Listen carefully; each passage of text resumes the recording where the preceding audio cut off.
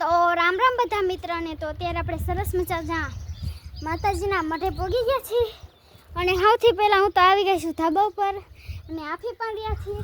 અને જો ગાઈઝ અહીંયા સરસ મજાનો સરગવો છે અમારે, પણ હજી સરગવાને કાંઈ શીંગવા એવી નથી, એટલે જે આવડો મોટો થયો છે.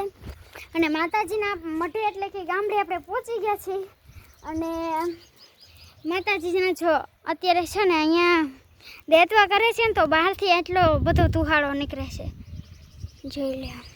અને નીચેથી અમારો માતાજીનો મઢ તો ઓલો છે, પણ આ તો અમારું કેમ મકાન છે એ રીતના, અને સામે પણ એક મકાન છે. તો હાલો હવે આપણે ફટાફટ નીચે જઈએ. સૌથી પહેલાં જ હું ચડી ગઈ હતી, જો ચંપલ નથી પહેર્યા અને એમને ચડી ગઈ છું. તો જો અહીંયા પગથિયું છે, આપણે ઉતરી જાવી. મને થોડીક અહીંયા બીક લાગે, કારણ કે જો પડી ગયા હોય ને તો પછી કશું થાય નહીં. જોઈ લો મકાન, અને વાં છે ને સરસ મજાનો આપણો મઠ છે. તો હાલો હવે માતાજીના દર્શન કરાવું. અને ચોમાસાના કારણથી જો અત્યારે ઘાસ પણ આવડા થઈ ગયા છે, અને આ નાનું છે ધરોડી, અને આ તો જો કંઈક કડવા લીમડા હોય એવું છે. અને આ બાજુ તો જો કેટલી બધી ધરોડી ઉગી ગઈ છે, અને આ બાજુ આવું છે. અને મારા માતાજીનો ડેલો બતાવી દઉં તમને લોકોને. તો જો ગઈ છે અમારા માતાજીનો ડેલો છે, એટલે કે મેઇન ડેલો છે.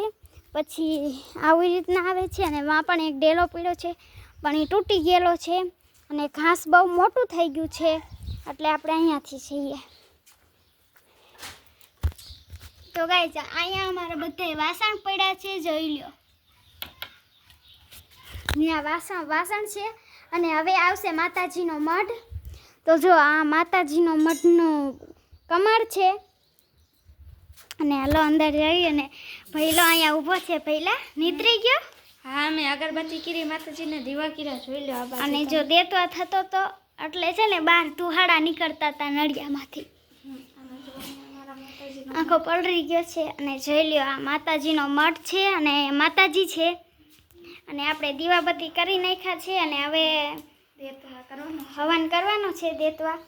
દેતવા થઈ ગયો છે, હવે ખાલી હવન જ કરવાનું છે. તો પહેલાં એને પગે લાગી લીધું છે, અને મેં પણ હવે પગે લાગી જ લીધું છે. અને બહુ ધુહાડો થાય છે.